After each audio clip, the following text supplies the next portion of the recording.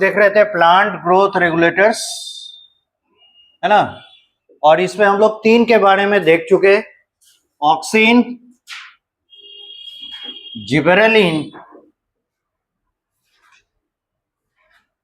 और साइटोकाइनिन।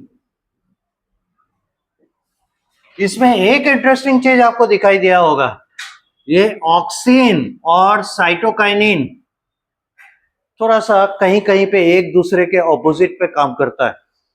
हालांकि दोनों सेल डिवीजन कराता है, लेकिन साइटोकाइनिन का इफेक्ट देखे होंगे, ये एपिकल डोमिनेंस को खत्म करता है और लैटरल ब्रांचिंग को प्रमोट करता है ना।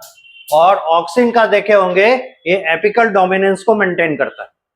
ठीक है, तो इस तरीके से आप जब सब जितना भी इसका प्रॉपर्टीज है, जितने फंक्शंस हैं, उसको अगर याद रखेंगे तब फिर आप कोरिलेशन बैठा पाएंगे कि कौन किसके अगेंस्ट में या कौन किसके फेवर में काम कर रहा है। क्योंकि ये कोरिलेशन बहुत जरूरी है। जैसे हम लोग एनिमल्स में हार्मोन्स पढ़ते हैं, तो पहले तो हार्मोन कहाँ से निकल रहा है, कितने ग्लैंड्स हैं, ग्लैंड का नाम याद रखते हैं। उसके बाद ग्लैंड का पोजीशन, ग्लैंड पोजीशन याद रखने के बाद, मतलब एंडोक्राइन ग्लैंड्स के पोजीशन याद रखने के बाद, फिर उनके जो हार्मोन्स है फंक्शन देखते हैं। फंक्शन देखने के बाद हम लोग एंटागोनिस्टिक हार्मोन्स, एक दूसरे के ऑपोजिट में काम करने वाले हार्मोन्स का लिस्ट बनाते हैं। तो उसमें 2 मिलता है हम लोग को अच्छे से। एक मिलता है कौन, इंसुलिन एंड ग्लूकागॉन का, जो एक दूसरे के ऑपोजिट पे काम करते हैं। एक शुगर बढ़ाता है तो दूसरा घटाता है। और दूसरा हम लोग को मिलता है calcitonin and prothrombin, sorry calcitonin and parathormone या पैराथायरॉइड हार्मोन। और कैल्सिटोनिन निकलता है कहां से, नहीं है पढ़ने लिखने वाले, हर समय हर चीज हमेशा टिप ऑफ द टंग होना चाहिए जो आप पढ़ चुके। कैल्सिटोनिन निकलता है थायराइड से, थायराइड ग्लैंड से। 2 हार्मोन्स के बारे में बताए थे ना, 2 तरह का हार्मोन, एक है थायरॉक्सिन, दूसरा है कैल्सिटोनिन। थायरॉक्सिन के फिर 2 टाइप्स थे, T3 एंड T4, जिसमें मेजर था, जो मेन फंक्शनल हार्मोन है वो है T3। T4 एक तरह से रिजर्वायर की तरह काम करता है। एनीवे, तो वहां पे भी था कैल्सिटोनिन और पैराथायरॉइड हार्मोन, ये दोनों एक दूसरे के ऑपोजिट काम करते हैं। कैल्सिटोनिन का काम था बोन में कैल्शियम को सेट करना, बोन में कैल्शियम डेंसिटी बढ़ाता है।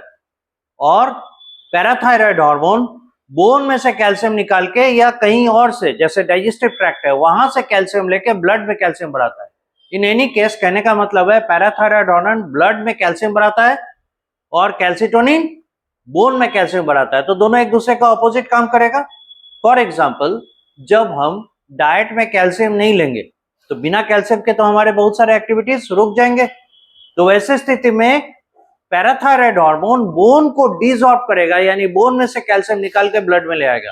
Calcium of the blood level must be maintain. तो ये कैसे जाने, जब आप हार्मोन्स के प्रॉपर्टीज को देख रहे हैं तब ना उसके सिमिलर एक्शन या ऑपोजिट एक्शंस को पॉइंट आउट करते हैं। उसी तरह से प्लांट में भी है, इनमें भी आपको देखना पड़ेगा कौन एक दूसरे के ऑपोजिट पे काम कर रहा है, कौन एक दूसरे के फेवर में, यूनिसन में काम कर रहा है। जैसे आप देखेंगे ऑक्सिन और साइटोकाइनिन दोनों का स्पेशलिटी है, दोनों सेल डिवीजन कराता है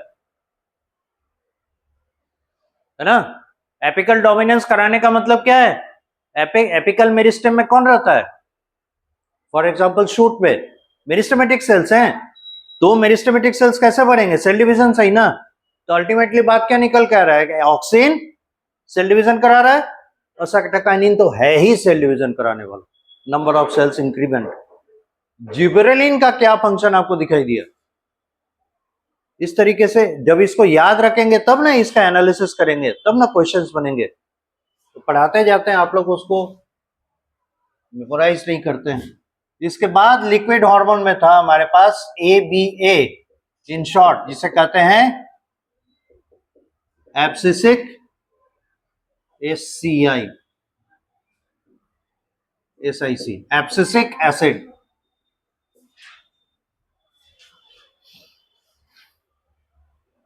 इसे discovery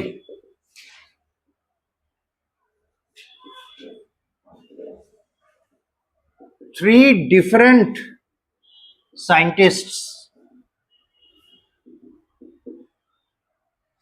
discovered it with naming the same molecule differently. आज के जैसा कम्युनिकेशन पहले के जमाने में नहीं था। एक आदमी के यहां से दूसरे आदमी के यहां संदेश पहुंचने में महीनों लग जाते थे, कई बार वर्षों। ऐसा कई एग्जाम्पल आया है कि 75 साल 100 साल के बाद कोई लेटर किसी के यहाँ पहुंचा, गुम हो गया, कहीं रखा गया, नहीं मिला। ह्यूमन एरर है, हो ही सकता है, ऐसा कई बार हुआ है। तो कहने का मतलब है हम तेजी से अगर किसी को संदेश पहुंचाना चाहें तो हमारे पास एक ही माध्यम था, वो था क्या? टेलीफोन। और ट्रंक कॉल सबके पास हो नहीं सकता था उस समय। टेलीफोन किसी के घर में रहना, वो लैंडलाइन फोन है ना, जिसमें डायल करना पड़ता था, ऐसे चक्का जैसा रहता था। तो वो कैसे काम करता था कि यहाँ से आप जब कॉल मिलाए तो फिर टेलीफोन एक्सचेंज वाला आपसे पूछता था, या उसको बोलना पड़ता था कि इस नंबर के साथ आप संपर्क कराइए, फिर वो केबल जोड़ता था, तब जाके वहां पे घंटी बजता था। और लाइंस पहले सीमित होते थे, तो अगर आपको दूसरे शहर में कॉल करना है उसको ट्रंक कॉल करते थे। तो ट्रंक कॉल करने में फिर बुक करना होता था, तो सुबह बुक किया, हो सकता है आपका नंबर शाम में है। अब दिन भर वेट करते रहते थे, अरे मेरा घंटी बज गया, हमको फलना जगह कॉल करना था। तो आदमी इस तरीके से सरवाइव करता था। बहुत मुश्किल था पहले के जमाने में दूर दराज के लोगों के बीच में आपस में कम्युनिकेशन। अब तो बहुत ज्यादा कम्युनिकेशन फास्ट हो गया है, मिनट मिनट सेकंड सेकंड का खबर हम लोग रख सकते हैं, पर उस जमाने में डिफिकल्ट था। तो कहने का मतलब क्या है कि 3 अलग अलग साइंटिस्ट एक ही मॉलिक्यूल पे काम कर रहे थे अननोइंगली, ठीक है। लेकिन हुआ क्या, तीनों ने एक ही नतीजा को डिस्कवर किया कि ये जो है प्लांट का ग्रोथ रोकने वाला है। और तीनों ने अपने अपने बुद्धि सोच विचार के हिसाब से इसके 3 अलग नाम रखे। किसी ने इनहिबिटर रख दिया, किसी ने अगेंस्ट द ग्रोथ प्रोमोटर रखा, इस तरीके से अलग अलग नाम इसका रखा। बाद में केमिकल एनालिसिस जब तीनों का किया गया, पहले लगा कि अरे 3 अलग मॉलिक्यूल हैं जो प्लांट का मेटाबॉलिज्म रोकने वाला है। बाद में तीनों का केमिकल एनालिसिस करने के बाद पता चला all the 3 are same. Then it was said as abscisic acid, ठीक है। तो ये इसके डिस्कवरी का ब्रीफ हिस्ट्री है। अब क्या, हम लोग सीधे आ जाएंगे इनके फंक्शंस पे। फंक्शंस, फंक्शन क्या है? It inhibits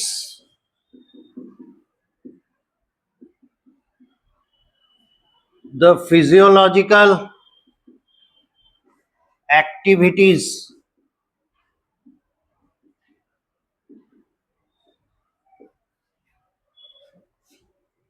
of the plants.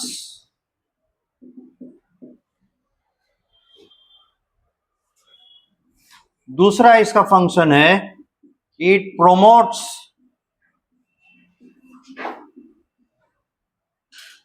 Senescence. ये ओवरऑल सेनेसेंस ये इंड्यूस करता है।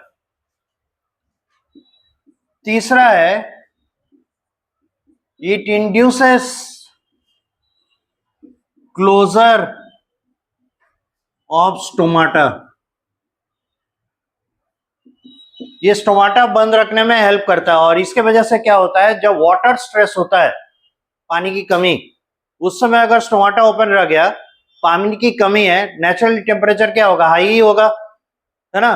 तो हाई टेम्परेचर एक्सपोजर जब मिलेगा, वार्म एयर और ड्राई एयर जब स्टोमाटा से एंटर करेगा, तो प्लांट बॉडी के अंदर में भी जहां पे भी वाटर मिलेगा इवेपोरेशन से उड़ जाएगा, है ना, ट्रांसपिरेशन पूल ज्यादा होगा। लेकिन उसको कंपनसेट करने के लिए सॉइल में वाटर तो कम है, नतीजा क्या होगा, drying of the plant and it will dead, it will become dead. तो इसलिए उस कंडीशन में, वाटर स्टार्विंग कंडीशन में, उसको सपोर्ट करता है ताकि वो सरवाइव कर सके, है ना। तो स्टोमाटा क्लोज कर दे रहा है, ये हम लोग नेगेटिव इंपैक्ट देख रहे हैं। लेकिन इसकी वजह से इससे क्या बेनिफिट हो रहा है प्लांट को, कि वो वाटर स्ट्रेस को टैकल कर सकता है। So it induces closure of what stomata. This helps the plants to survive in water stress, यानी पानी की कमी को सरवाइव कर सकता है। Number 4,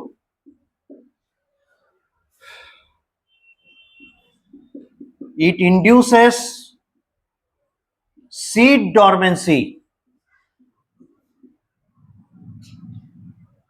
and bud dormancy।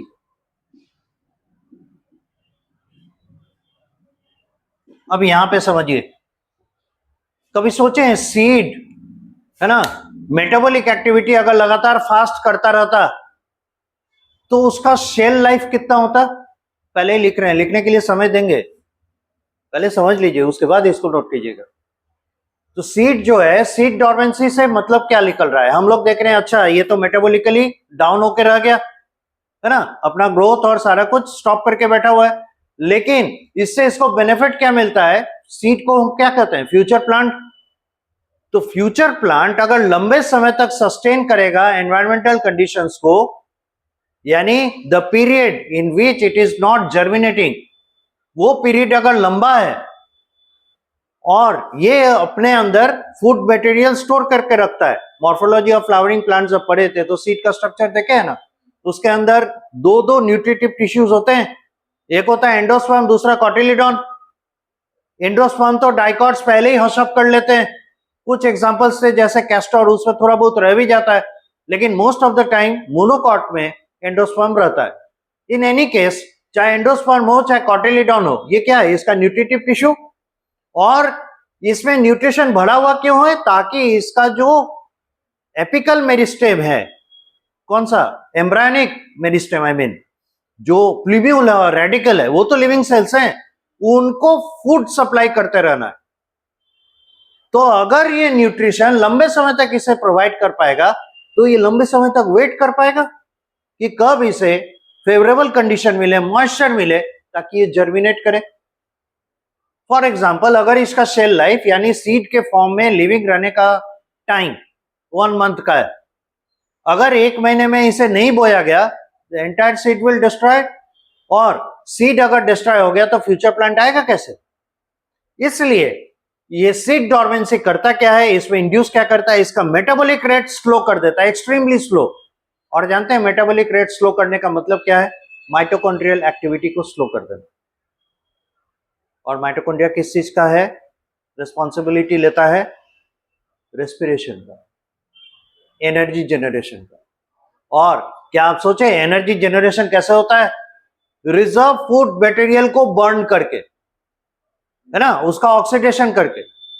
तो अगर ये ऑक्सीडेशन रेट को कम कर देगा तो जितना फूड लेके आया वो लंबे समय तक चलेगा।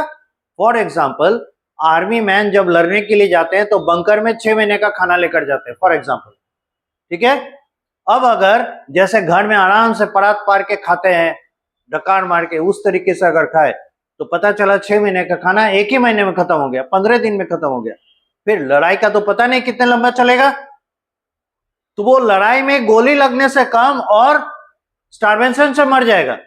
तो अगर वो वीक हो गया फिर फाइट किससे करेगा? फिर तो हम जंग हार जाएंगे। तो दैट इज वाई क्या होता है, उस दौरान हमारे सोल्जर्स अलग तरीके से अपने आप को एडजस्ट करके चलते हैं। तो जो भी फूड मटेरियल है उसको मिनिमम रेट पे कंज्यूम करते हैं ताकि लंबे समय तक सरवाइव कर सके। यही चीज तो ये करता है, ठीक है। तो ये उसके लिए एक जंग चल रही है जब तक कि उसे जर्मिनेट करने का मौका नहीं मिलता। So abscisic acid is helping the seed to survive that duration of period which may be longer for its germination। तो फेवरेबल कंडीशन ना आने के स्टेट में उसे उस लंबे समय तक सरवाइव करने लायक बनाता है। ये तो सीड सीड सीड सीड की बात हो गई। What about the bird? आप देखे होंगे ट्यूबर, आलू लंबे समय तक रह जाता है तो उसमें से कहते हैं ना आंख निकल आया, उसमें से प्लांट निकलने लगता है। कभी सोचे हैं ये जल्दी कब होता है और देर से कब होता है? देखिएगा, कोल्ड स्टोरेज में आलू महीनों रखे रहते हैं और आपके घर में 7 दिन के अंदर अंदर, 7 दिन 10 दिन अगर पुराना हो गया उसमें से पौधा निकलने लगता है। ऐसा क्यों हुआ? रीजन क्या है? आप घर में रखते समय एक चीज का ध्यान नहीं रखते हैं कि उसे मॉइस्चर मिलेगा तो वो बडिंग कर बैठेगा और एब्सिसिक एसिड उसके रेट ऑफ रेस्पिरेशन को कम करके रखता है, रोक के रखता है, क्योंकि बड डॉर्मेंसी, वो बड है, एक कली है जो कि आगे चल के स्प्राउट करेगा और नए प्लांट में कन्वर्ट होगा, तो उसके रेट ऑफ रेस्पिरेशन को स्लो करके रखता है ताकि उसमें रिजर्व फूड मटेरियल लंबे समय तक रहे।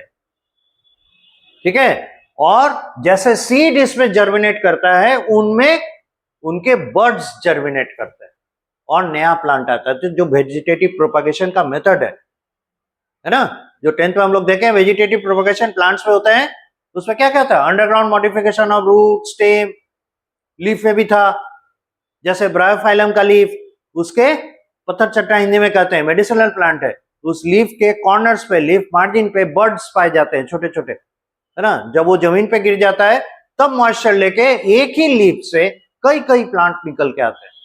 तो अगर उसे मॉइस्चर पहले ही मिल जाएगा तो सीड डॉर्मेंसी या बड डॉर्मेंसी जो है वो ब्रेक कर जाएगा। तो ये इसलिए उसको डिहाइड्रेट करता है ताकि उसका डॉर्मेंसी बना रहे। समझ में आई बात?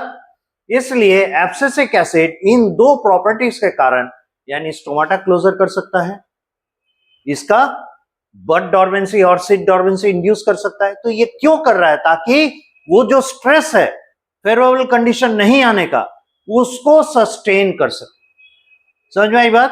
यहां तक लिखिए, फिर उसके बाद बता रहा हूं।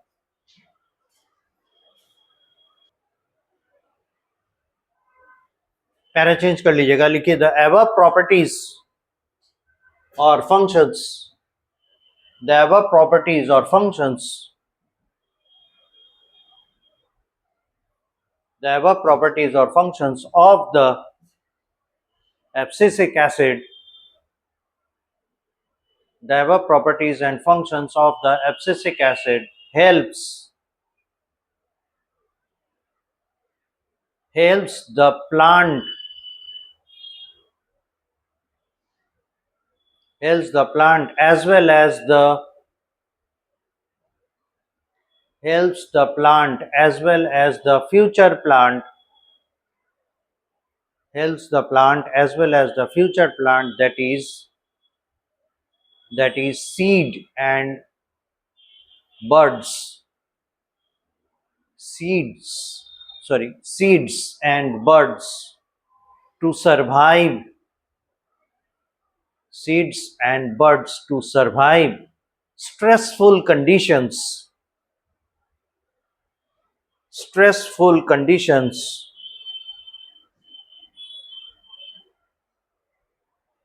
full stop. So their possibility to survive,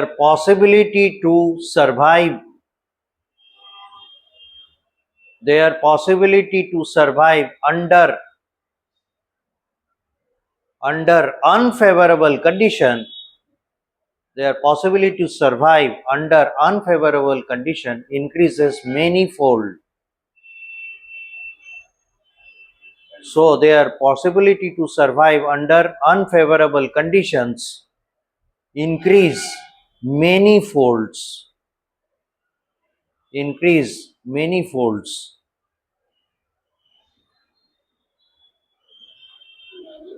folds, folds, manifolds. This is the basic reason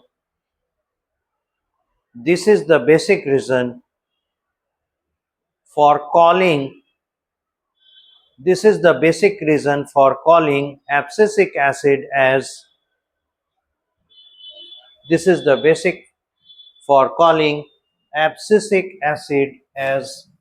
a stress hormone for the plants, a stress hormone for the plants.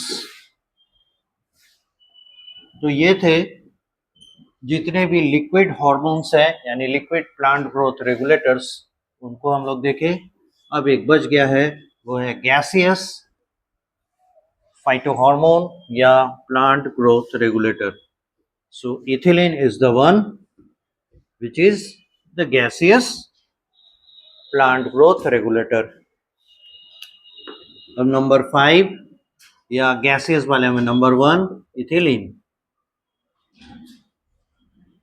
Chemically ये क्या है? C2H4। ये एक एल्कीन है, एन अनसैचुरेटेड हाइड्रोकार्बन।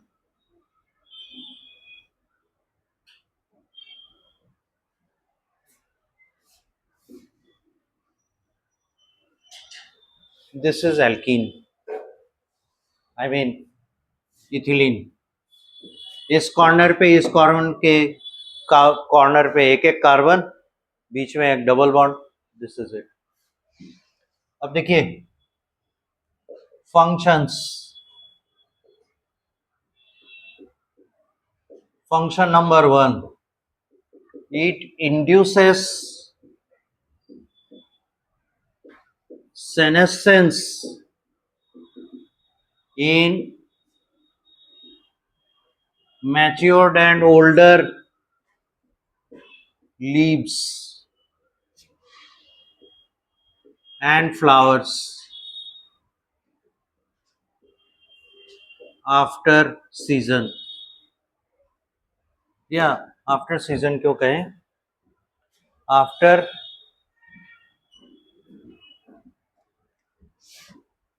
फुल्ली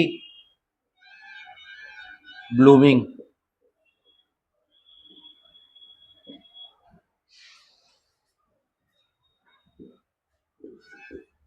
दूसरा इसका function है, it induces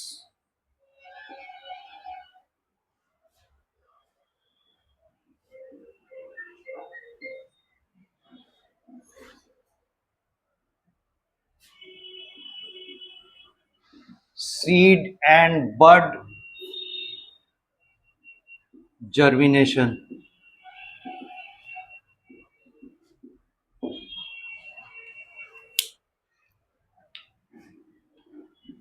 example in peanut seed germination etc। और बड जर्मिनेशन में example in potato tuber germination या स्प्राउटिंग, जैसे आप कहें। तीसरा फंक्शन है, इट इंड्यूसेस लैटेरल ग्रोथ, या इसी को हॉरिजॉन्टल भी कह सकते हैं, horizontal growth in the seedlings.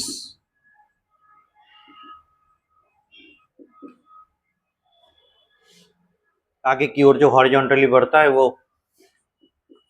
Number 4, it induces apical hook formation, that is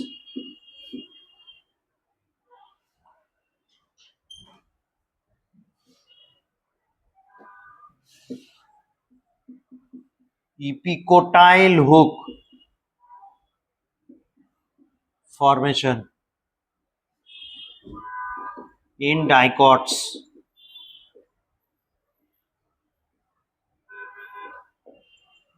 जैसे फॉर एग्जांपल ये डाइकॉट सीड है ना, ये अभी स्प्राउट किया, इसका जो सीड कोट है वो रप्चर कर गया, ठीक है।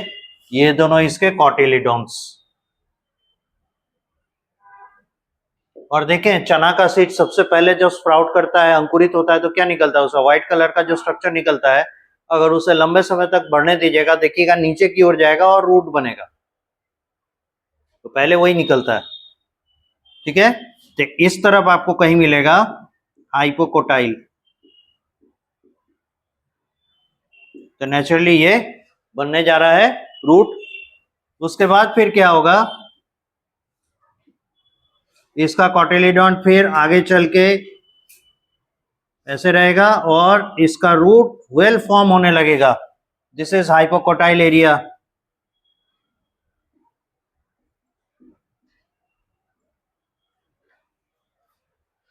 नाउ आप देखेंगे क्या, इसका जो कॉटिलीडॉन है ऐसे एक स्ट्रक्चर निकलेगा इस कॉटिलीडॉन से, और रूट तो थोड़ा और ब्रांचिंग ले आया है। ये है एपिकल हुक, या इसी को कहते हैं इपिकोटाइल हुक, और हाइपोकोटाइल तो इधर है ही।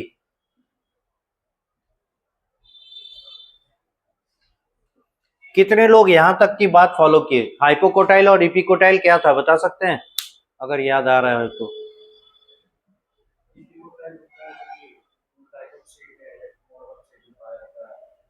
और हाइपोकोटाइल?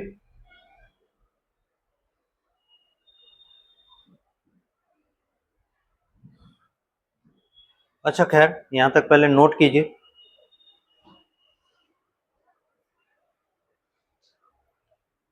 इपिकोटाइल और हाइपोकोटाइल अगर याद नहीं आ रहा हो, एम्ब्रायोनिक एक्सिस याद है?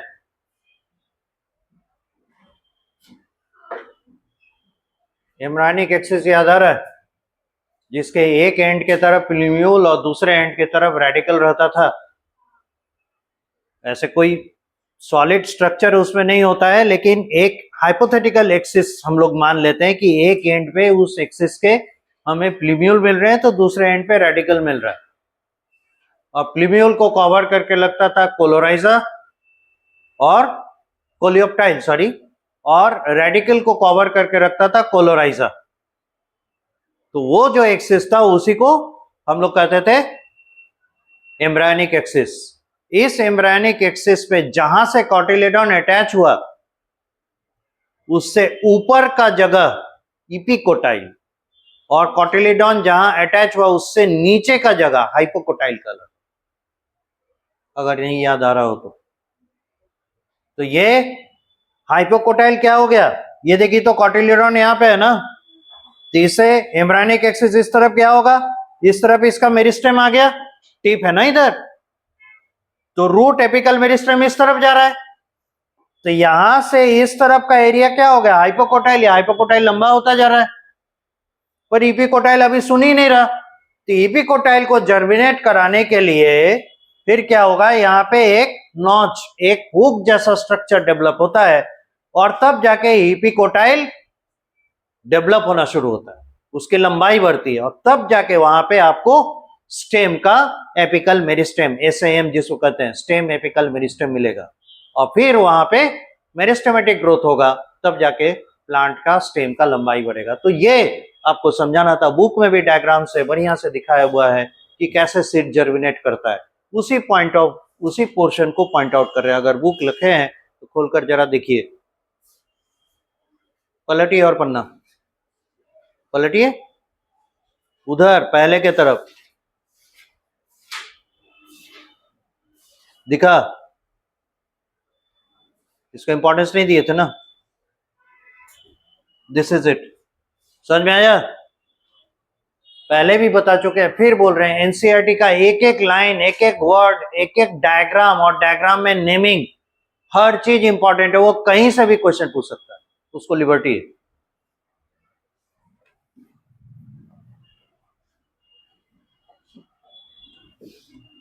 क्योंकि उसके पास लिखना कम है, तो जितने तरीके से एक्सप्रेशन दे सकता है हर चीज को, वो उस तरीके से एक्सप्रेशन में लाएगा और वहां से क्वेश्चन पूछेगा। तो हम लोग क्या देखे, यहां तक लाए, किसके वजह से क्या होता है, इपिकोटाइल हुक फॉर्मेशन होता है डाइकॉट्स में। So the shoot growth is enhanced by it. Number 5. In the underwater, plants like rice,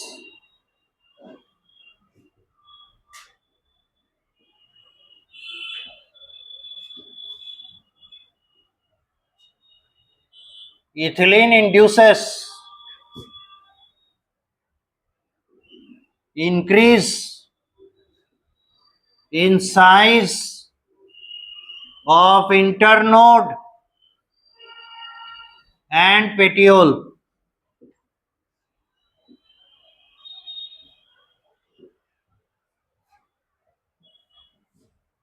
Number 6.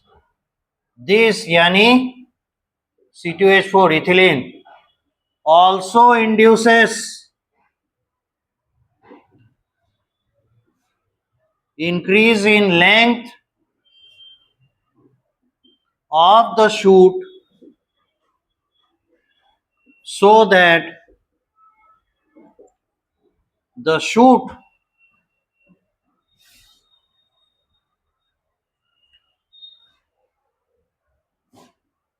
can stay above the water surface as in rice plant. तो राइस के growth and development में इसका बड़ा important role है.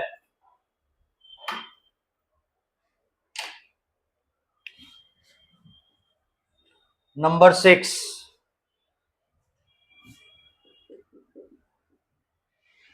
Induces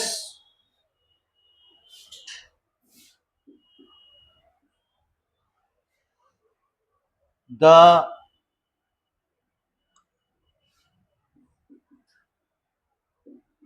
fruiting या fruiting नहीं कहिए,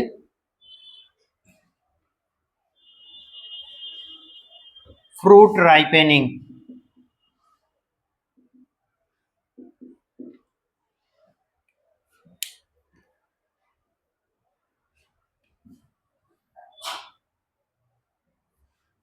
यहां तक नोट कीजिए.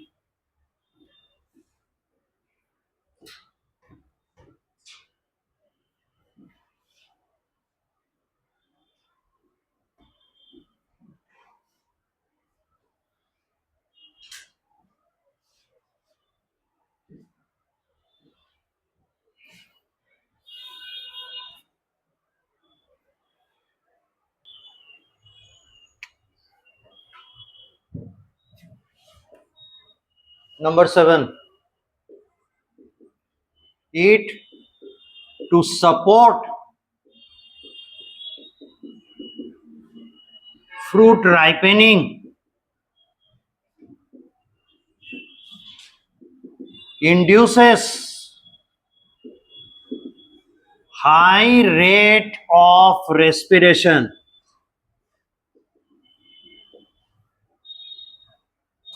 ठीक है, this is called respiratory climatic. ये याद रखिएगा.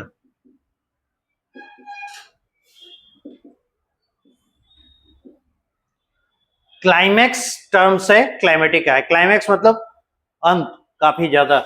उसी तरह से रेस्पिरेटरी क्लाइमेटिक, लास्ट टाइम में जिस तरह से फास्ट रेस्पिरेशन होता है वो ये करता है. अब रीजन है क्यों? क्योंकि देखिए रेस्पिरेशन है क्या, दरअसल ये एक मेथड है जिससे एनर्जी जनरेशन होता है. ठीक है, तो ये क्या करता है, सेल वॉल के उन मटेरियल्स को as a respiratory substrate use करता है जो कि उसको हार्ड बनाए हुए थे. अब सोचिए कच्चा आम अगर बंदर को मिल जाए, खाएगा? कभी नहीं खाएगा. पका हुआ काम क्यों बंदर पसंद करेगा, कोई जानवर पसंद करेगा? रीजन क्या है? इट टेस्ट ग्रेट, है ना. स्वीट टेस्ट किसी भी जानवर को पसंद आता है. ठीक है, तो वो कभी सोचे हैं कि ये स्वीटनेस आया कैसे? हम लोग कहते हैं इसमें ग्लूकोज भर गया इसीलिए, या फ्रुक्टोज भरा इसीलिए. पर इनके सोर्स कौन है, कहां से ये आए? ये सेल वॉल मटेरियल को कन्वर्ट करता है स्वीट शुगर्स में. तो for that it needs much of energy and that energy trigger is given by this plant hormone. So इसी चीज के लिए यहां रेस्पिरेटरी क्लाइमेटिक आता है, जिसमें हम लोग क्या कर सकते हैं, this high rate of respiration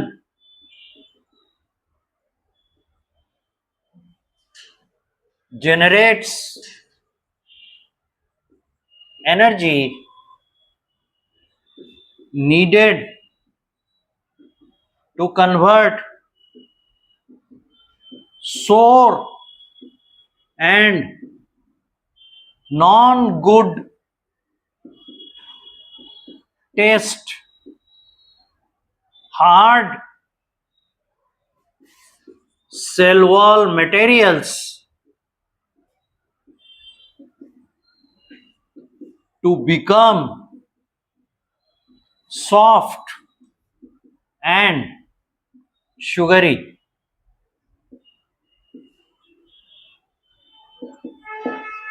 Which is fruit ripening. So this is how the fruit is converted into a ripened fruit. Number 8.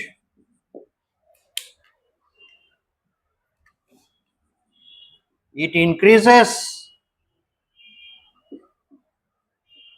root growth, root length, increase, upward arrow increase, and root hair formation. और इससे होता क्या है, this increases the surface area for the root for absorption of water and minerals from the soil. ये भी बड़ा जरूरी है. सिर्फ रूट का लेंथ बढ़ जाना नहीं, बल्कि रूट का, है ना, जो उसका रूट हेयर है उसका भी प्रोलिफरेशन जरूरी है. अदरवाइज रूट का मेन पर्पस क्या है, वाटर और मिनरल एब्जॉर्ब करना, वही पूरा नहीं होगा. तो this is for its absorption area increment. ठीक है. उसके बाद देखिए, इट सिंक्रोनाइजेस फ्लावरिंग एंड फ्रूटिंग. अब इसका मतलब समझिए, फ्लावर बनेगा तभी तो फ्रूट बनेगा, क्योंकि हम जानते हैं फ्रूट है क्या, आफ्टर पॉलिनेशन, फर्टिलाइजेशन जब होता है, फर्टिलाइजेशन के बाद उसका ओवरी कन्वर्ट कर जाता है फ्रूट में, है ना. और जो सीड का, और सीड फॉर्म करता है किससे, ओव्यूल से. तो ये जो चेंजेस हैं, ये चेंजेस तभी आएंगे ना जब फ्लावरिंग होगा, और फ्लावरिंग तभी होगा जब उसका सीजन आएगा. यानी पर्टिकुलर सीजन में फ्लावरिंग के लिए इंडक्शन यही लाएगा. और अदर केस आप ये कह सकते हैं कि यही प्लांट में मैच्योरिटी दिखा रहा है. मैच्योरिटी आना यानी रिप्रोडक्टिव कैपेबिलिटी, जिस वजह से वो दुनिया में आया, ताकि वो अपना पॉपुलेशन बढ़ा सके, ताकि अपने स्पीसीज का एग्जिस्टेंस रख सके, है ना. तो स्पीसीज एग्जिस्टेंस के लिए उसमें रिप्रोडक्टिव कैपेबिलिटी लाना जरूरी है. So ethylene is the one that can help to do it. अब देखिए, फ्लावरिंग हो गया, फ्रूट फॉर्मेशन हुआ, फ्रूट फॉर्मेशन होगा तभी तो फ्रूट डिस्पर्सल होगा. फ्रूट डिस्पर्सल होगा तो अल्टीमेटली क्या होगा, सीड डिस्पर्सल होगा. तो नए एरियाज मिलेंगे जहां पे सीड जर्मिनेट करके, है ना, नए प्लांट्स बनने की संभावना बनेगी. So those are covered by it. यहां तक नोट कीजिए, फिर आगे बढ़ते हैं.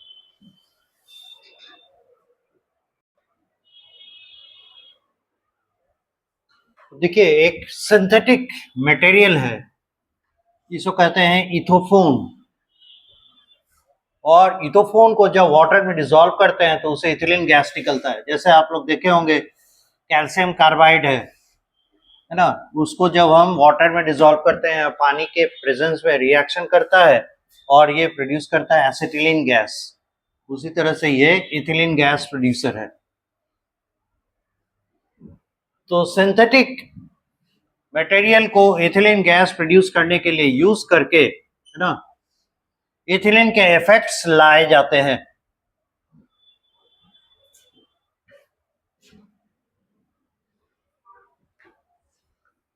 और किसी अगर केमिकल का एग्रीकल्चर में for this kind of activity सबसे ज्यादा अगर यूज है तो इथोफोन है।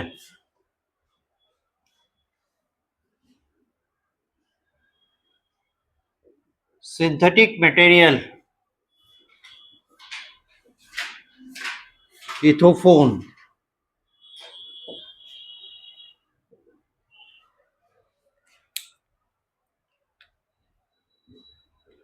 it is dissolved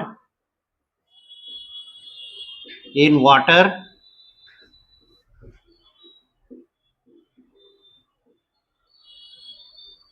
ethylene is produced, uses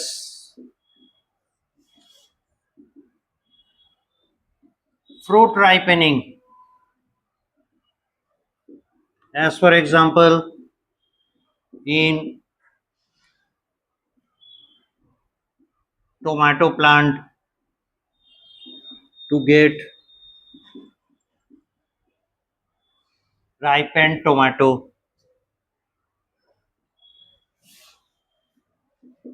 in apple fruit ripening,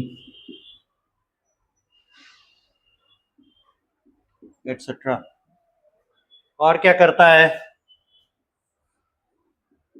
पहला यूज। दूसरा इसका बड़ा इंपॉर्टेंट यूज है ऑन कुकुम्बर। इसमें क्या करता है? The ethephon is used to induce enhancement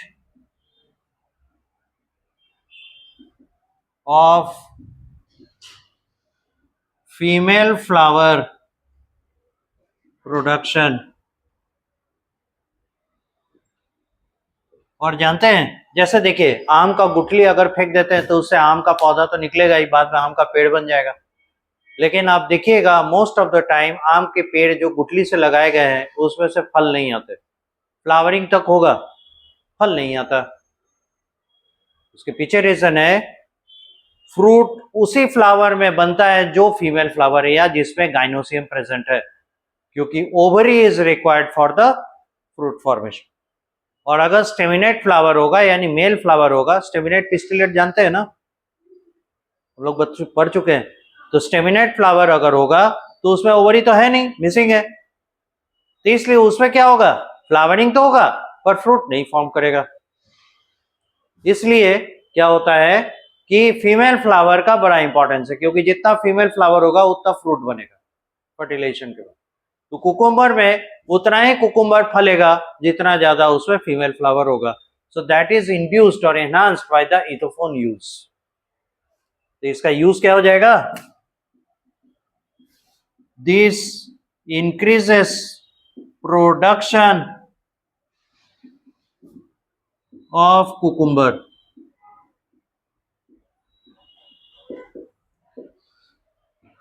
this is how the PGRs are. यहां तक पूरा कीजिए।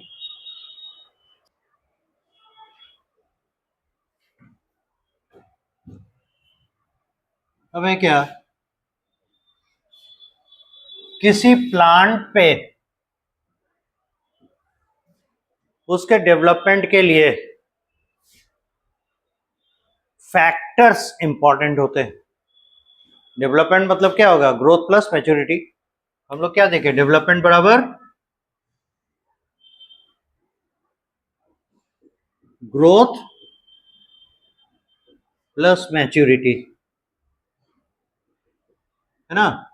और इसको फैक्टर्स अफेक्ट करते हैं, एक्सटर्नल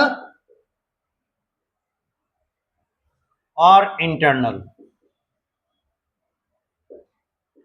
और एक्सटर्नल का लिस्ट बताइए तो, देखिए कितना याद है। लाइट है, टेम्परेचर है, ऑक्सीजन है, वाटर या ह्यूमिडिटी है, और न्यूट्रिएंट्स है। ये 5 मोस्ट इंपॉर्टेंट फैक्टर्स हैं। और इंटरनल फैक्टर्स में बोलिए तो एक जेनेटिक्स है और दूसरा ये पीजीआरस है, ठीक है। तो ये ग्रुप और ये ग्रुप मिलकर डेवलपमेंट प्रोड्यूस करता है, ठीक है।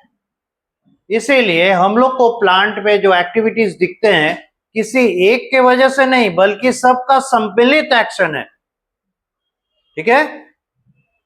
तो लिखिए इसके बारे में थोड़ा, पैरा चेंज कर लीजिएगा,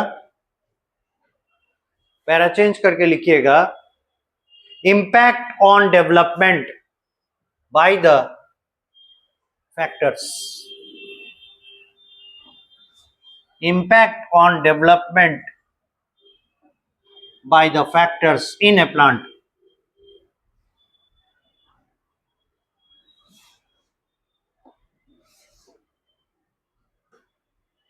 इसमें लिखिएगा both the extrinsic and intrinsic factors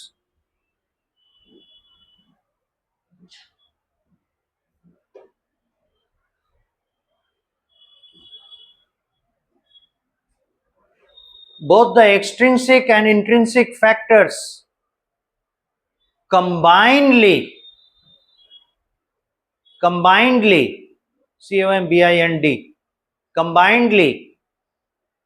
interact with each other to produce development,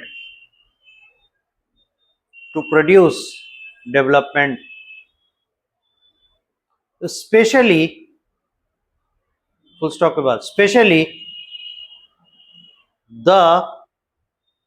especially the extrinsic factors together with, ये बहुत इंपॉर्टेंट लाइन है, especially the extrinsic factors together with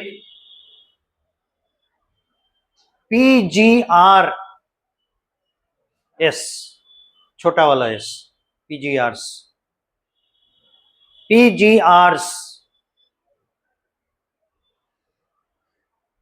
modify the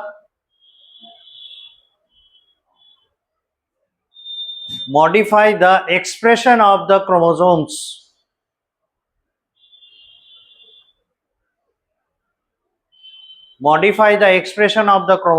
and so the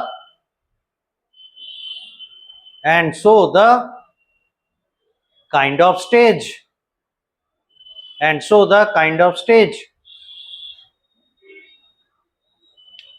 some of those are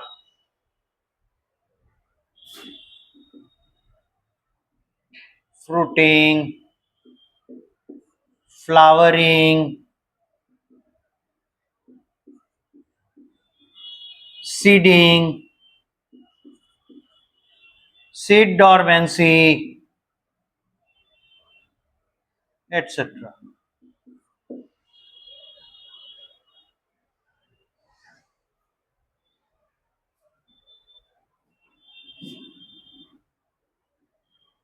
There are 2 important actions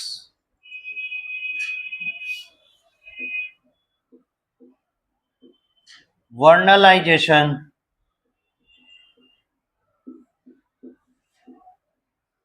photoperiodism.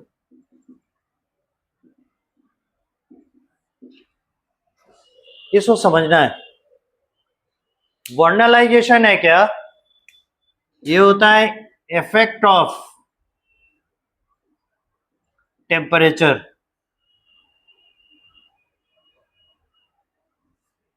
on maturity,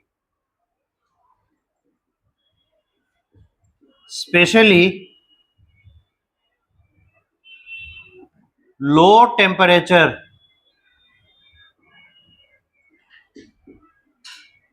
exposure is helpful in flowering, and so the plant maturity.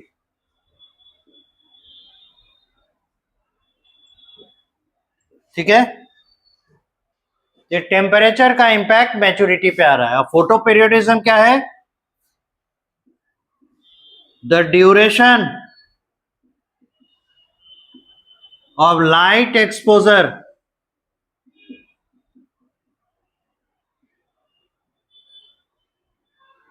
dictates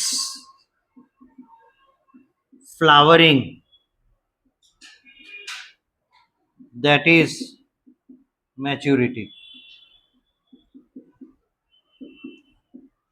ऐसा आपको देख के लगेगा अच्छा maturity पे light भी impact डालता है, मैच्योरिटी पे टेम्परेचर भी इंपैक्ट डालता है, पर एज ए होल आप देखिएगा बात लगभग एक ही है, तरीका दो है कहने का. जैसे कुछ फ्लावर्स है बच्चा, कुछ प्लांट्स ऐसे हैं जिनमें फ्लावरिंग होती है. पहले इसको हम लोग देख रहे हैं फोटो पीरियडिज्म. कुछ फ्लावर्स ऐसे होंगे जिनका ना ब्लूमिंग होता है जाड़े के सीजन में, विंटर में, और कुछ है जिनका समर में या आप कह सकते हैं ऑटम में खिलते हैं. ठीक है, तो जो गर्मी के दिनों में खिल रहे हैं उनका फोटो पीरियड यानी एक्सपोजर टू लाइट ड्यूरेशन बढ़ेगा कि नहीं? जैसे अब गर्मी के सीजन आ रहे हैं, है ना, तो देख रहे हैं दिन की लंबाई बढ़ रही है धीरे धीरे, रात की लंबाई छोटी ही हो रही है. तो जितना लंबा दिन होगा सनलाइट का एक्सपोजर उतना ज्यादा लंबा रहेगा ना. ठीक है, तो जो गर्मी के दिनों में खिल रहे हैं तो हम लोग ऐसे उसको कह सकते हैं कि उसे फ्लावरिंग के लिए लंबा लाइट चाहिए, लंबे ड्यूरेशन का लाइट. और जो जाड़े में खिल रहे हैं उसके लिए हम लोग कह सकते हैं इसे शॉर्ट ड्यूरेशन का लाइट चाहिए, है ना, ऐसा कर सकते हैं ना. तो जो फ्लावरिंग इन समर है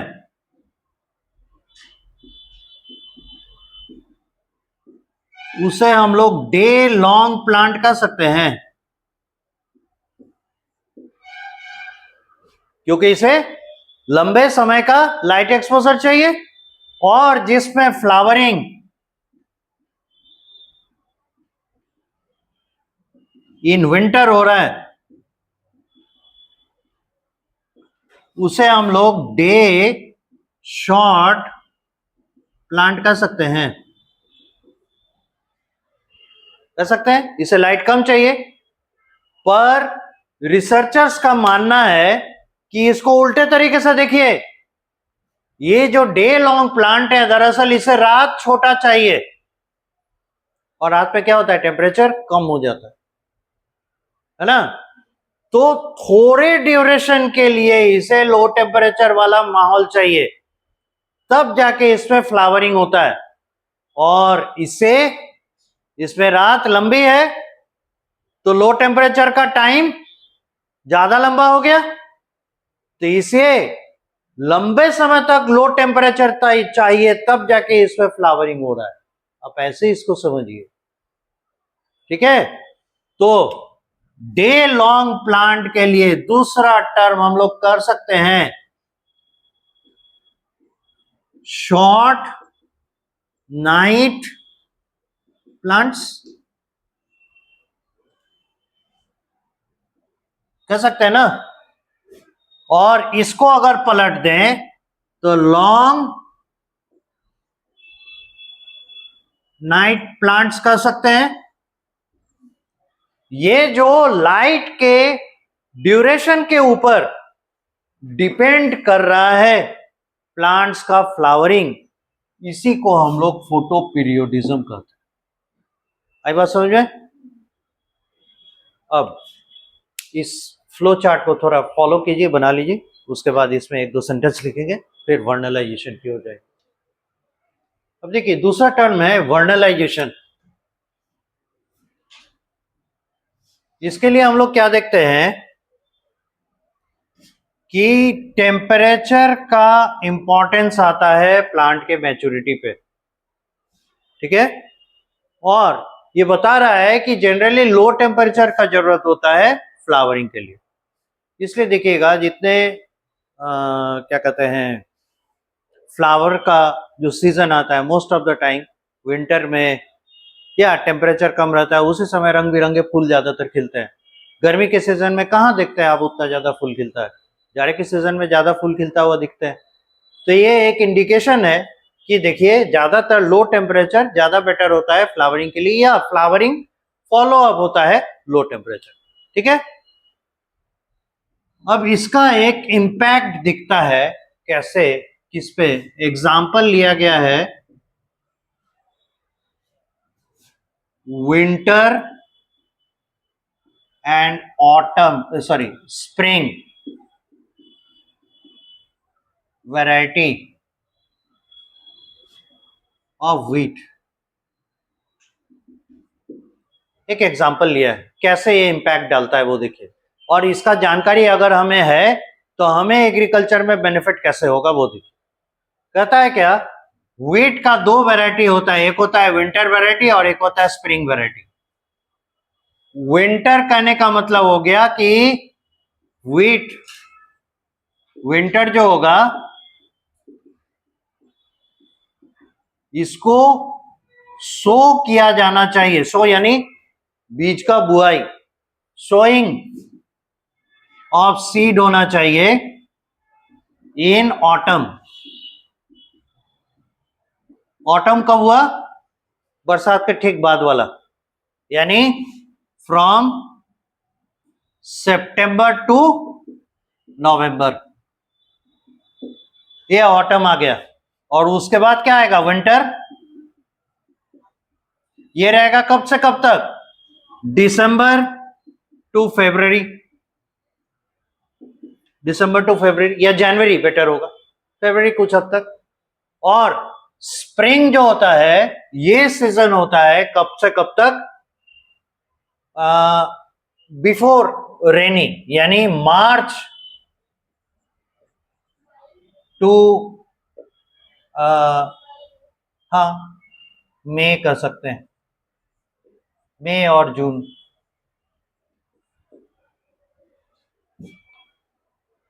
ये एक्चुअली क्या कहते हैं स्प्रिंग और ऑटम, ये सब कॉन्सेप्ट किनका है, तो यूरोपियन कंट्रीज का है। हमारे यहाँ कितने ऋतु होते हैं, 3 ऋतु है ना, और 12 महीने। और ऐसे कह सकते हैं कि ये जो पीरियड्स हैं, ये 12 मंथ्स का पीरियड है, अलग अलग तरीके से क्या कहते हैं जैसे हमारे यहाँ बसंत ऋतु है, जैसे वर्षा ऋतु है, फिर ग्रीष्म ऋतु है, इस तरीके से हमारे यहाँ थोड़ा ज्यादा वेरिएशन दिखता है, वहां पे वेरिएशन कम होता है, तो वहां स्प्रिंग और ऑटम करके ही काम चलाता है। एनीवे कहने का मतलब है जो विंटर वैरायटी होगा उसका बुआई कब करना पड़ेगा, इस दौरान, और इसका मैच्योरिटी कब होगा, यहां पे। और जो स्प्रिंग वैरायटी है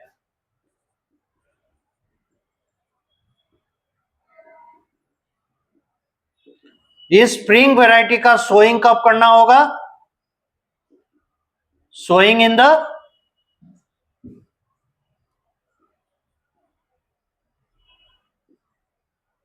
मार्च टू अप्रैल, या रादर फरवरी और मार्च टू अप्रैल। और इसका हार्वेस्टिंग कब करना होगा,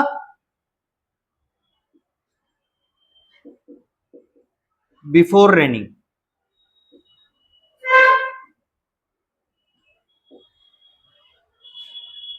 अब कहता है क्या, जो स्प्रिंग वैरायटी है इसको अगर हम कंफ्यूजन में ऑटम वैरायटी समझकर इसे इस पीरियड में सोइंग कर देते हैं तो इसको तो जो टेम्परेचर एक्सपोजर चाहिए वो नहीं मिल पाएगा, और ये स्प्राउटिंग कर ही नहीं पाएगा, आई मीन कि इसका जो है फ्लावरिंग ये हो ही नहीं पाएगा एप्रोप्रिएट सीजन में, क्योंकि आप गलती से क्या किए, जिसको जिस सीजन में बोना था उसको दूसरे सीजन में बो दिए, तो वो उसका एप्रोप्रिएट सीजन आने में लंबा ड्यूरेशन ऑफ टाइम लग जाएगा और तब तक में प्लांट पर बुरा असर पड़ेगा, इसलिए आपका क्या होगा, क्रॉप वैरायटी घाटे में चला जाएगा। तो इसीलिए हम लोग को यहाँ पे ध्यान रखना पड़ता है कि कौन सा आपका स्प्रिंग वैरायटी है, कौन सा हमारा विंटर वैरायटी है।